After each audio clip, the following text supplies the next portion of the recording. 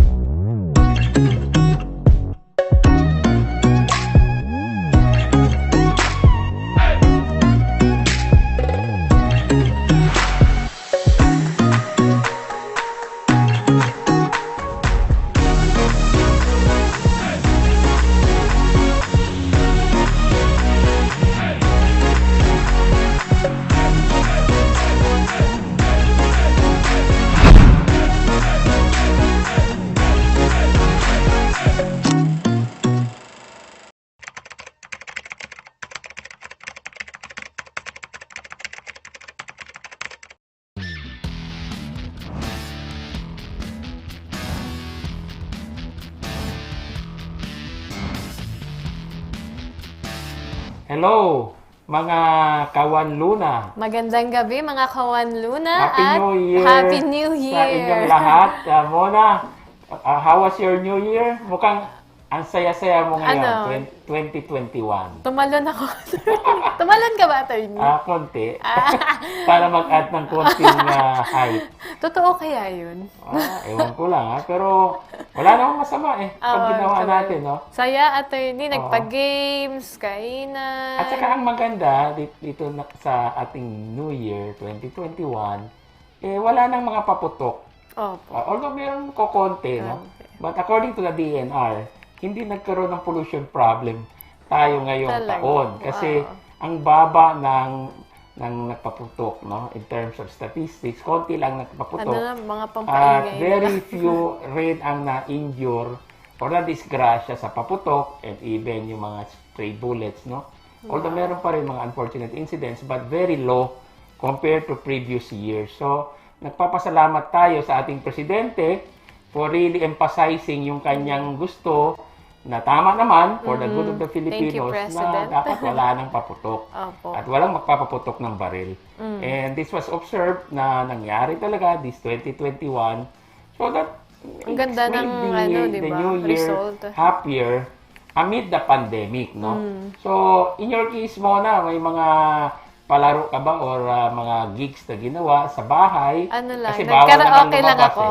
Ha? Nagkaraoke lang sa banyo. Nag-marathon ka ba doon? Tumakbo-takbo ka ba doon? Nag-jump? Jump lang, kanta-kanta, gano'n. Kayo po, attorney? Ay, ako naman, hindi talaga because I promised myself and the Filipino people na low-key yung aking celebration. It was more of a commemoration of the spirit of Christmas and the holidays and the New Year more than anything else. Kung may pagkain man, konti lang for the house, for the people there, mga households, and para just enough to fill the stomachs, no? Pero not really to celebrate because we have this pandemic and then there are really many victims of calamities, man-made and natural calamities. So, hindi talaga tayo nag-celebrate. Pero I'm still happy because kahit paano is ng konti yung ating sufferings, no, as a nation and in the world because naro-roll out na yung mga vaccines. Yes, that's a good news, attorney. May mga babatiin ka ba dyan na mga kaibigan mo this New Year? Marami, attorney. Ayun. Mauna ka na bago ako.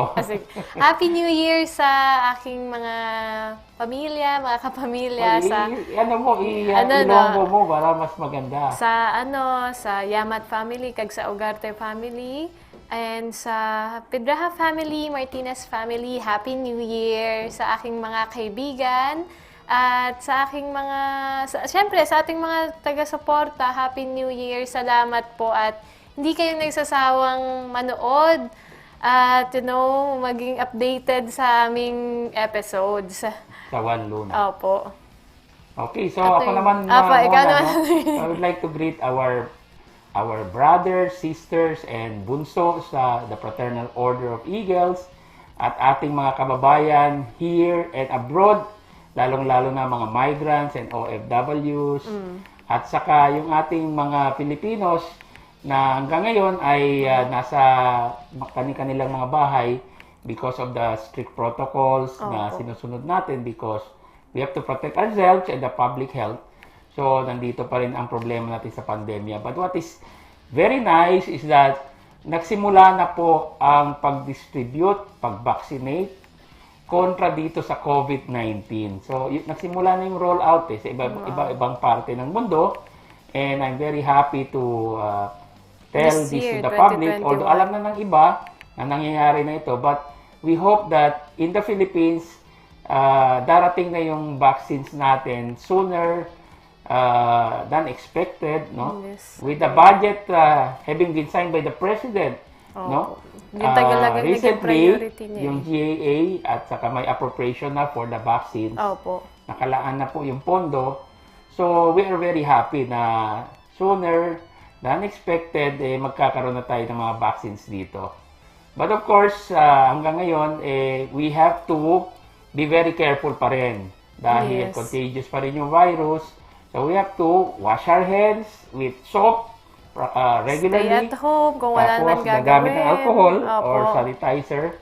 And then, keep physical distancing, just like us here. And then, we have to wear our mask, our face mask and face shield. But in our case, it's enough that we have the face shield. Pero ikaw, attorney, mas gusto mo ba yung... Ako kasi mas gusto ko din yung naging effect ng pandemic. Kasi di ba nagkaroon ka ng time sa family. Alam mo time yun. rin sa sarili mo. Time sa sarili mo. Ang dami mong na-discover. Kaya alam mo yun, pag may masamang nangyari, maganda din yung kapalit Which is, dun mo lang nakita meron din yung mga positive things na nangyari. But of course, we don't really wish this to be, hindi naman. na humaba pa, no?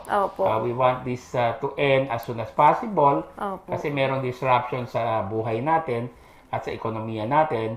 But something good also happened. I agree with you, Mona, on this. So, ano bang naka-install sa atin na mamaya, Mona? Ayun, super excited ako kasi yung guest natin Akala ko yung regalo ko sa iyo. Meron akong regalo. Nalimutan ko na. Hindi ba yun? Mamaya, attorney. So, ano bang in store for Oneluna mamaya? Mamaya, ang guest natin si Miss Ali. Miss Agnes Ali, no? Miss Agnes Ali. Actually, her name is Agnes Alimbog. Alimbog, She is the project director of Filipinos World. So, isa itong programa na ang focus niya is really to help our Filipinos. To be the voices of the Filipinos. Yes, especially yung mga migrants and OFWs, mga What overseas a noble Filipinos. job, di ba? Sa ngayon, meron tayong pending bill sa Congress, yung Department of Filipino Overseas and Foreign Employment. So, I hope in 2021 maipasa na ito ng Kongreso. At ito ay makakatulong talaga ng labis sa ating mga OFW and other Filipinos overseas. Yes. So, bago tayo mag-continue, we'd like to tell our televiewers, our viewers and supporters na yung Oneluna po ay pwede niyong panoorin tuwing Thursday, Webes, alas 8 ng gabi sa TV Koto Official, sa Twitter at TV Koto Official, sa Instagram at TV Koto Official, and in our YouTube channel, TV Koto. So, 4 na platforms po yan Opo. na kung saan pwede niyong panoorin ang inyong paboritong programang Oneluna. Yes, So, attorney. and I have my co-host here who is always supportive of me, Yes, Attorney Manuelito Maniluna, si Ramona Mona Yamat. Siya po ay palaging nandyan at she balances me here sa program and provides the inspiration also to our, not only to the women, viewers and friends of ours na palaging tumatangkilik sa programa, but to everybody. Yes. She's also the inspiration of the young, no? Kasi ako, young ones na lang eh. Yan ka pa din man, attorney. Pwede pa ba? But we have a big group supporting us, yung millennials sa Gen X. Maraming salamat po sa kanila, sa inyong suporta sa programang Oneluna. And of course, yung ating mga kababayan na walang sawang tumatangkilik at nanonood ng Oneluna. Mga OFWs natin. OFWs rin at mga Pilipinos na naniniwala kay Attorney Manuelito Maniluna at kay Ramona Mona Yamat. Just call her Mona. Mona na lang po, Masyadong ate. mahaba. And myself, just call me Manny. Pag Ramona, parang pinagalitan mo ko. Parang Ramona, kung galit ka, Ramona. Pero kung hindi galit sa iyong nanay mo, Mona. Yun. So, Opo. kami po dito sa programa ay ganito. Sometimes we have to lighten up the discussion dahil po sa pinagdadaanan ng ating mga kababayan ngayong taon because of the pandemic. But as I've said, there's a silver lining. Meron na pong mga vaccines na nire-roll out sa iba't ibang bansa. And soon, makakarating din yan dito sa Pilipinas. Yes, praying for So, that, attorney. mamaya, no? Yung Mamaya. ating guest, nagpre-prepare na siguro yon si Miss Agnes Alimbog. Marami So, tayong matututunan sa kanya. Marami tayong matutunan sigurado mamaya sa kanya. Stay Okay, tuned. so magbabalik po ang Oneluna. Kulang na nga kami sa tubig. Minsan na nga lang may tubig, gabi na nga lang. Tapos kulay brown pa. So kulang tayo talaga ng water impounding just for the household use. We have to balance the need to protect public health saka yung quest for justice. Short but very striking, may impact. There's no balance there at all kasi everyone is scared for their lives. Pag-document kasi hindi mo siya makikita kung authentic ba siya, genuine, sa video conference. Dahil nabawasan po yung kanilang workplace, mababawasan din po yung kanilang kita. I think nature is sending us a message to go back to the basics, embrace living a minimal life. Tuwing Huwebes, alas 8 ng gabi, sa TV ko to.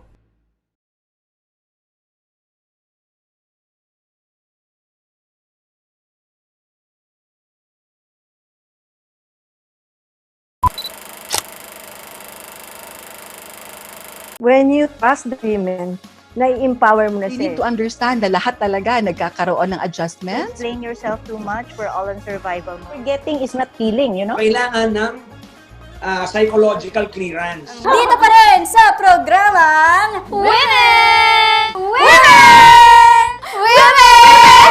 Every Tuesday naman at 10 a.m. Pampaganda ng umaga. Pampas GV. Yes, pampagod vibes. Ayan.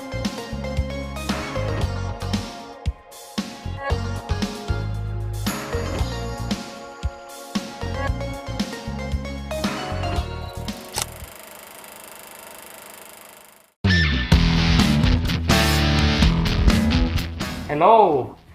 Andito naman po tayo sa ating programang Oneluna sa ating studio ng Brown Pond Productions. At ngayong gabi ay meron po tayong guest and resource person. At itong kaibigan po natin, kaibigan ko po siya sa Facebook at ngayon ay magiging real world na kaibigan ko because I like her style and sincerity at yung pag-accept niya sa ating invitation, it's a great honor, Mona, no? Yes po. Para sa atin, sa Magandang Oneluna. gabi, attorney. Magandang gabi rin na Mona. I know na medyo may hangover ka pa dahil sa New Year, but we have to, you know, do our job and I will not anymore make this long, but I would like to focus on our guest, Miss Agnes. Miss Agnes Alimbog. Agnes Ali, in short, siya po yung ating guest ngayon. She's the program director of the Filipinos World. I suppose she has a lot of things to tell us about herself. Bago natin tanungin yung mga prepare nating mga tanong which relate to the Media Workers Welfare Bill at yung adjustment na ginawa ng ating mga kasama sa media dahil sa pandemya na ating dinadanas ngayon. So, Agnes, you are now on Oneluna. Magandang gabi. Good evening, Miss Agnes. Happy New Year. Happy New Year din. Yes. Magandang hapon din, and all our viewers via Facebook, if it's live streaming in Facebook and also YouTube channel. Magandang hapon and a happy New Year. And I'm so privileged, and it's my pride also to be your guest for this afternoon or for this evening, and to be the second guest is really I feel humbled and honored to be here in Oneluna. So as just a background, when you invited me as your guest, I felt like, oh, a media worker, and I've been a media worker when I graduated from college. I graduated from Xavier University in Ateneo de Cagayan de Oro. Yeah. So from then I had a short stint of being a journalist. It was a bit of was this really a work? And I felt like it wasn't really a work because the meager income that you get from being a journalist, a print journalist, is not enough for your needs. So right now, Agnes, I learned that you are the program director of the Filipinos World. Can you tell us more about this program? Right. Okay. The Filipinos World, it's coined from, I'm an ex-OFW. I work in Dubai for 12 years. I see. Wow. Yeah, wow. That's a long So, time. coming back in the country last year, it gave me part of realization that there are a lot of things that you want to bring in the world, and especially to the Filipinos. And being an ex-OFW, I'm proud that Filipinos were able to somehow put their name in the world, because Filipinos are known for being hospitable. In Dubai itself, most of the hospital sectors do prefer Filipinos as workers. I agree with you, Agnes. So, yeah. When we speak of Filipinos World, you are referring to our OFWs, right? Not just the OFWs, even the migrants. The so migrants, I'm just yeah.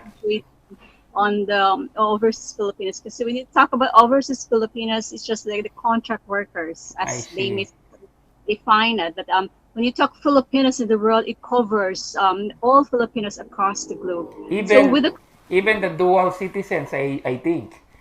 Yes, of course. Yeah, are also considered Filipinos, and they are recognized as such under our law, even if they have embraced other nationalities. And it's very good to find out that you have this program exclusively for Filipinos around the world. I'm very happy to hear that, Agnes. So, thank you. We are happy to have you in the program, Oneluna. And just to inform you, we have a sizable audience or viewership who are Filipinos abroad. And they are migrants, and some are contract workers, and some are skilled workers. And I'm very proud of our kababayan. They are really our modern day heroes. And you are one of them because you have spent over a decade abroad, and you have contributed a lot to the Philippines. That's exactly true. And just to add with that, the concept of Filipinos World, I've been an advocate, or OFW advocate. Way back when I was in Dubai, I was helping a lot of trafficked women, especially the women, or overseas Filipino workers who had problems with their employers and something like that, or have some issues. So there was a coordination with the government level and some advocate groups. So that experience molded me to, or honed me that, you know, there are a lot of things to share about the Filipinos, not just program. Yeah, I will have to cut you there, Agnes, because we will start asking some questions regarding your experience as a journalist or as a media man vis-a-vis the Media Workers Welfare Bill. So I would like to shoot some questions. We'll do it alternately. I'll ask the first question and then followed by my co-host Mona Yamat, and so on and so forth. And then we will interact after each question is being answered. So my first question, Agnes, is this: how long have you been doing media work? Right. All in all. I know that up to now you are considered a journalist or a media man, but for how long have you been doing this kind of work? A very noble profession, if I may say. Okay. With the Filipinos word, of course, it's less than a year. But if you may consider that experience I had after college, that's already like, you know, around 15 years ago. So, and then I came back, I embarked into journalism or into the media recently. So that's quite a bit part of an experience from my end. Well, in my case, Agnes, I think there's something common between us. I also started out as a part-time writer in a local newspaper. And then later on, I transitioned to radio part-time after I became a lawyer. So I'm very proud of this profession because we have this social responsibility, not only just criticizing government or public officials or agencies, but really to contribute to social change. Because I believe that media men are really the port estate, and they are social agents.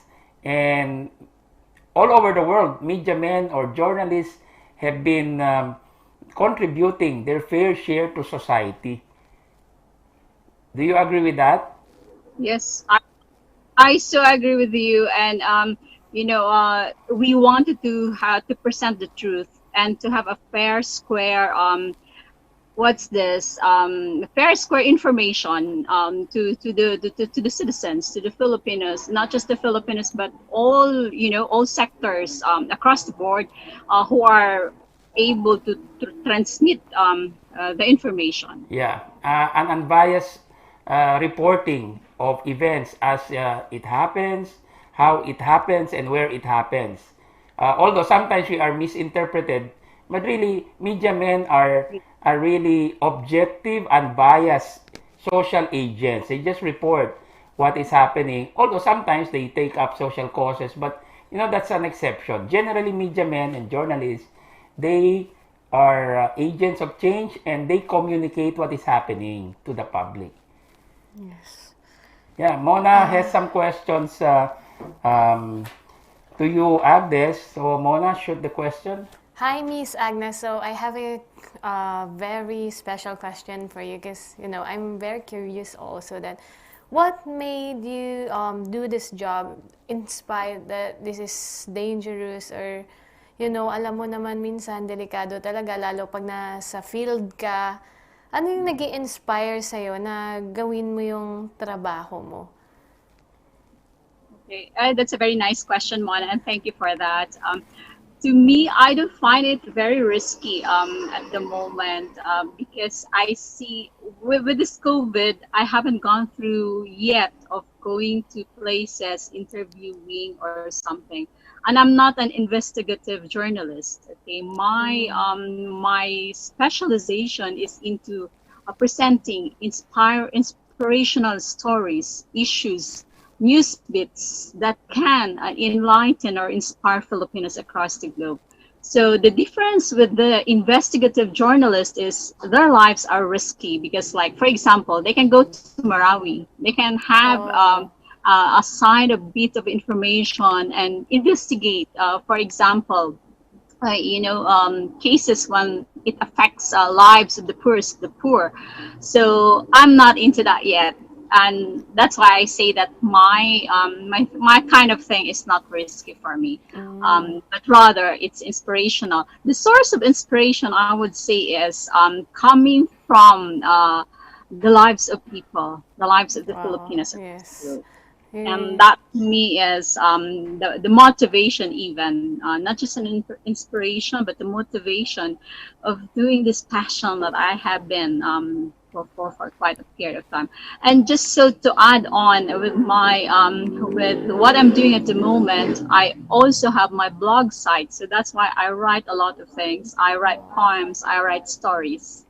I'm very happy, Miss Agnes, because you're being the voice of the Filipinos that can speak of what are their situation, what they need from the society or from the government. You are the one doing it for them. That's why I'm very honored that now I'm talking to you and you're sharing this with us.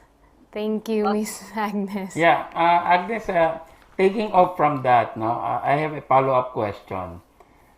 While you say that, the Filipinos are your inspiration, but early on, when you were studying and after graduating from college and doing some journalistic work, did you have some role model or models from which you draw certain kind of influence or inspiration to improve on the craft? Because when we are new to a particular job, we tend to pick up from the veterans or from the seasoned professionals on how to improve on the craft. So did you have that kind of thing, a sort of a role model? Right. When I was in college, I was a socio-political activist. And I see. There, I was even doing some organizing, political organizing. At that stage, I didn't have any person whom I admire to do things. It's more on the ideology. It's more on what you can do for your country, being nationalistic, being patriotic. From then on, so when I evolved from that experience after college, I moved out from the country, and I was soul searching. I would say that, and coming back here, I was able to see that Christian Amanpour and for current events and Oprah Winfrey for entertainment are the kind of people you'd like to be, because their passion, their motivation, and even the source of inspiration that what they do is very motivational to me. When you look at Christian Amanpour, she's fearless. Even if she will be sent to Afghanistan, she will be sent to Iraq, she doesn't fear, because she wanted to bring the truth, fair and just news to the world. So if only I have that courage and I have that fearless, as a woman, right? Fearless woman like she does, well, I'd love to be like her.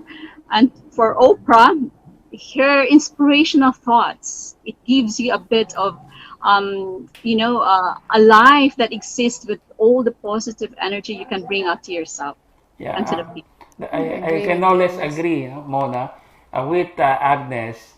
These two women that she mentioned are really inspirational in many ways. And I've heard Miss Amanpour reporting in dangerous places, and it is as if it was just an ordinary place. She did not really exhibit any form of fear, because I think what's at the back of her mind is that she's just, reporting what should be reported and told to the world, and that she owes no one, or she has not offended anyone, because she's unbiased, she's objective, and just doing her role, a fair share in the scheme of things so to speak. Yes. So, Miss Agnes, for our future, media man or journalists, what could you advise, or would you discourage them or encourage them to be like you? Or what are the advantages of disadvantages to be like you? Well, I cannot even consider myself as somebody in the media work. I don't have name yet.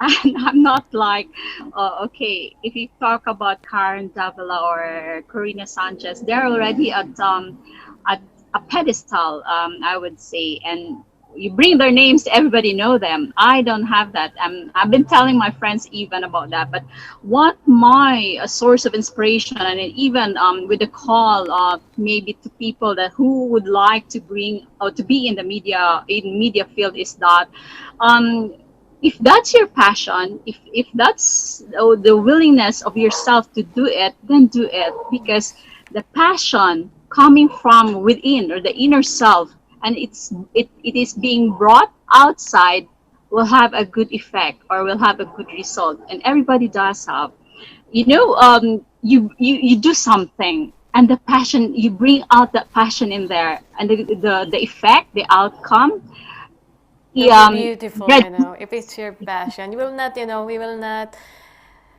see it as a work. You will see it as something you love. Like, you will not see the time already because you love what you're doing. Yeah, and that's exactly what Agnes has been doing. And by the way, Agnes, the term media has evolved over time. So we don't understand anymore the term media as the traditional media, but as an evolved term. So anyone, even those just confined to their houses, especially now because of the pandemic, can be part of the media, because media has evolved through the years. Would you agree with that?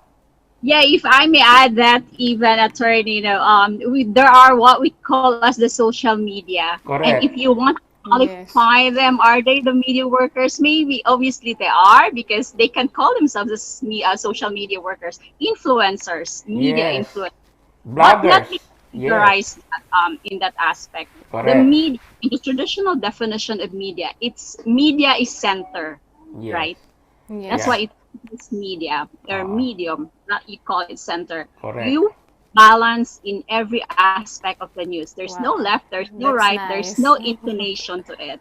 Correct. Now, how are we defining the social media or the media influencers at the rise of time? You cannot even qualify which one is true and which one brings the real or the genuine story, because some people are telling here that's fake news, that's blah blah blah. So how on earth can you qualify them being as media workers? And I'm sorry to say that I think we really have to redefine what a media worker is. Would that be, because everybody would like to claim that they are. Yes, correct. I agree with you, Mr. And I believe that with the coming in of the bloggers, the media influencers, social media workers, there's really a need to redefine the fast evolving term media. But I have another question, Agnes, for you. I know that we may not qualify under this, but for the sake of others who are really media workers, I would like to bring to your attention that Congress has passed on second reading the bill on media workers' welfare. And this bill seeks to provide increased protection in terms of insurance, security of tenure, and minimum wages and social benefits to media workers, which are not limited to journalists, reporters, but even to cameramen, lightmen, and everybody involved in media work, including those perhaps doing some bloggings, no? So, as a member of the media, perhaps not in the mainstream, but as a media, just the same worker, I consider myself as a media worker, although I own a media business. how would you react to this bill? Is this long overdue, or this is something that is really what our media workers have been clamoring for the longest time? First and foremost, I would say this has long been overdue as a law, as a bill. Now, I read that it's on already in the second reading in the Congress. But thank you to Congresswoman Nina Laduran for initiating or she was the principal author of this bill. I really have a notion that there's something wrong with the system of the country with regards to the way we perceive the media workers. Because look, media workers bring news, and regardless whether it affects the cameraman, researchers, and so on, that has been elaborated within the bill. But this kind of protection and even the enhancement for their security and other benefits would have been taken long time ago, because news are vital information to the society. And when you talk about vital information, that would have been something that be translated and be known to the world, to the country, and to the world. And I would say, why now? But yes, thank you so much, because it has been done this time, but it would have been already progressed when we have done that long time ago. And there was already a protection, and media man would not just be shoot over time, overnight, or one day go to the hills or mountain and so on. I mean, maybe talk about the massacre that had happened in Cotabato, but something that protects them, that's something that not just to them, but the families, the beneficiaries in itself. And I'm surprised, because I hadn't known this, that there's just around 500 pesos daily wage. That's how enough is it for the media workers? That's quite like it's a crap. It's a pittance. It's sad to me. Little amount. Yes, risky, I would say, especially in the investigative journalists. It's very risky. Their lives are at stake. And even at train, they don't even care what's the sun or what's the rain that they face through, because holding the camera, for example, or the cameraman, just to get focus on their subject. How is that? Yeah. To me, that's something that really has been done a long time ago. Correct. It's long overdue, and media men have contributed so much to the development and progress of a society, not only in the Philippines. So we owe them this kind of benefits that they have longed for, and we should have been given long time ago. But just the same, we are happy that Congresswoman Nina Taduran of ACT-CIS has sponsored or authored this bill, and hopefully in 2021 Congress will pass this bill, and this will become a law upon signing of the President. So so much as I want to ask some more questions, Agnes, but we have a limited time, so I would like to give you about 2 minutes to 3 minutes for some sort of a words of inspiration to our media workers and other aspiring individuals, and also to promote your program, The Filipinos World. Right. Okay. Thank you for that, Attorney Manuel and Mona, Miss Mona. It's my privilege, and I'm so honored and humbled to be your guest for this afternoon. Thank you, really. And for those who would like to become a media worker in the long in future, or if you're thinking doing it right now, do it. The time is very precious, and express your passion and put your heart and soul into it, because that's the most important thing that you can only rely on when you do your thing and your craft. I would say, and never give up, and always have that in the platform, that be fair, express what is necessary, and tell the truth.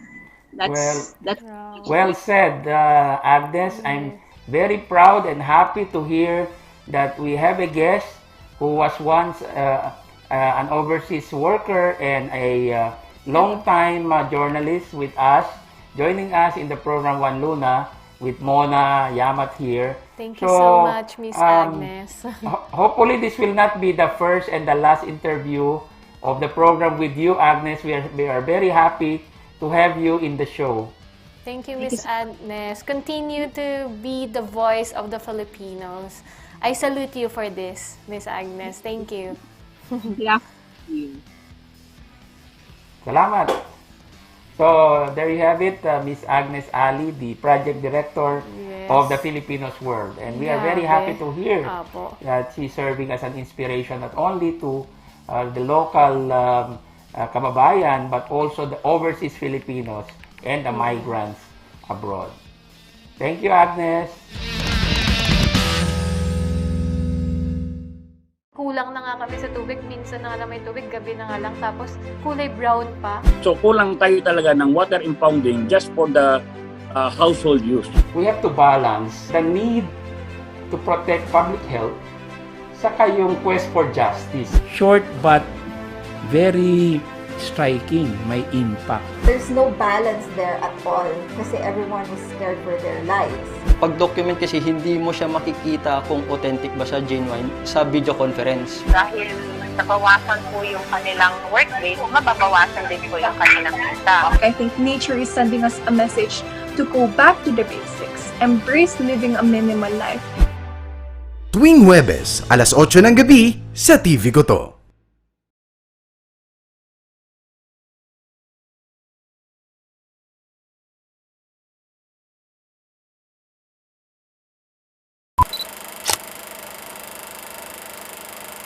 When you trust the women, nai-empower mo na You siya. need to understand na lahat talaga nagkakaroon ng adjustments. Blame yourself too much, we're all in survival mode. Forgetting is not healing, you know? Kailangan ng psychological clearance. Dito pa rin sa programang Women! Every Tuesday naman at 10 a.m. Pampaganda ng umaga. Pampa GV. Yes, pampagood vibes. Ayan.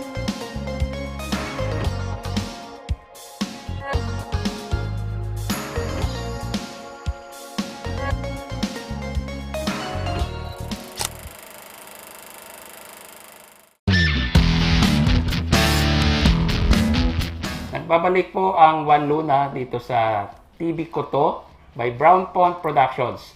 Kanina lang po, Mona, ay na-interview natin si Miss Agnes Alimbog or Agnes Ali ng The Filipinos World. At natutunan natin ang maraming bagay sa kanya. But I would like to start the discussion post-interview doon sa Media Workers Welfare Bill. Alam mo, itong proposed bill na ito or batas ay long overdue. Napaka-importante na ito. Importante itong batas na to kasi alam naman natin na hindi lahat ng media men ay tumatanggap ng sapat in terms of benefits, salaries, wages, allowances.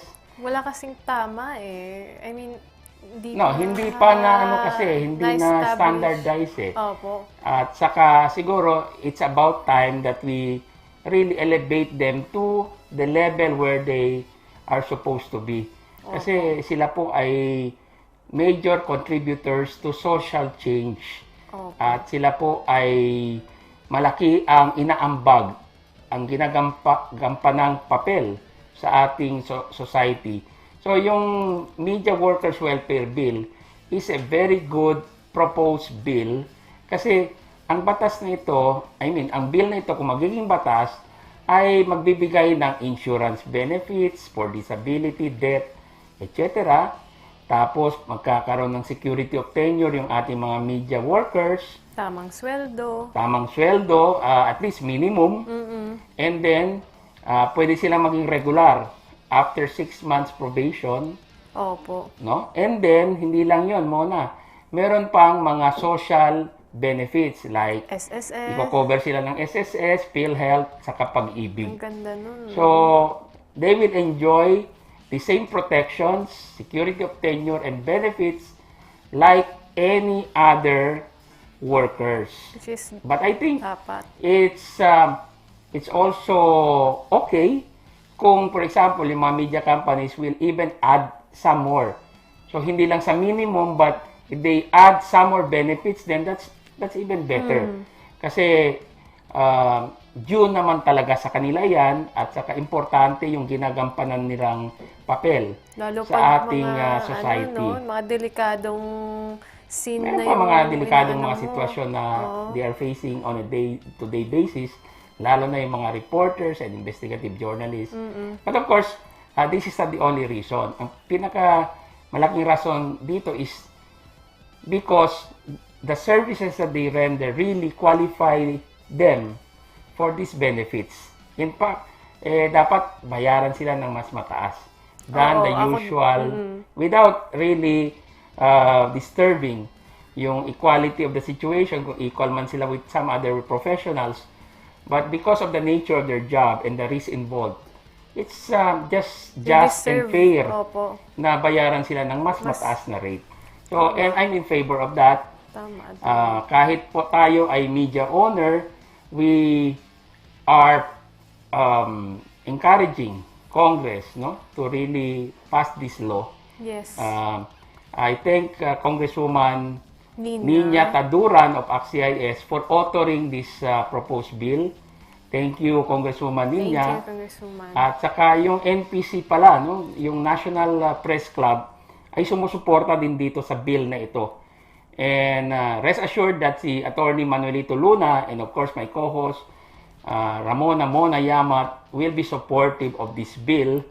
And hopefully, Congress will pass this bill as soon as possible. Yes. So, Mona, ano yung natutunan mo kanina sa ating interview kay Miss Agnes Alimbog? Well, ang dami actually, attorney. Kasi, unang-una, dati ko pa naman nakikita yon na talagang ang mga media man natin, journalists natin, reporters, isa sila sa tool na kailangan talaga ng Pilipino para mabuksan yung mata nila kung ano ang totoong nangyayari sa mundo. Although we have Facebook na, we have kahit ano-anong social media, meron na. Pero kasi iba pag reporters talaga kasi alam mong hindi bias yung nire-report nila. Objective. Wala silang sinaside or kinakampihan. Although sometimes they are misunderstood. But, journalists in general, they just do their job. Huwag po tayo magalit sa mga journalists, sa mga kasi kung wala ka namang maling ginagawa, di ba? Hindi ka naman magiging but of course, kung nag-exceed naman sila, there is an overreach, sumusobra, meron naman tayong libel and cyber libel law, no? Pero I will not even encourage people to file libel cases against journalists because journalists usually give you the opportunity also to reply or mag-react para ibigay mo yung side mo so that you can clear your name. So I'm not really encouraging people to file cases against media men. Kawawa naman at saka we must understand that they are like us. Ordinary mortals, no? May mga pamilya sila, meron sila mga loved ones din na pinoprotektahan, and that they are just doing their job. Now, it's a different story kung sakali, wala talagang basehan yung kanilang pinagsasabi at ang intention nila ay sirain ka lang talaga. Yun, mali na yun. Meron ka namang remedies under the law. So, we have to be thankful that we have the Port Estate, our media men, our journalists, who report the news as it happens, where it happens, and how it happens. Objectively and impartially. Unbiased reporting, so to speak. So, maganda yung ating exchanges kanina. Agnes Alimbog is one na nasa media, although not in the mainstream media, pero considered to be part of the media na nagsiserve bilang inspirasyon sa ating mga Pilipinos at sa mga OFWs and migrants abroad. So, bago tayo magtapos, Mona, let's remind our viewers na pwede nilang panoorin yung Oneluna every Thursday at 8 p.m. sa FB at TV Koto Official. Sa Twitter at TV Koto Official. Sa Instagram at TV Koto Official. And our YouTube channel is TV Koto. Okay, so that's loud and clear. So, salamat po sa ating mga ka-Oneluna, Oneluna Nation, mga kababayan, mga OFW, mga migrants, and other Filipinos who are helping us and supporting us dito sa programang Oneluna. Sa TV ko to, at ito ay pinoproduce ng Brown Pond Productions. Happy New Year! Happy New Year, everyone! Enjoy!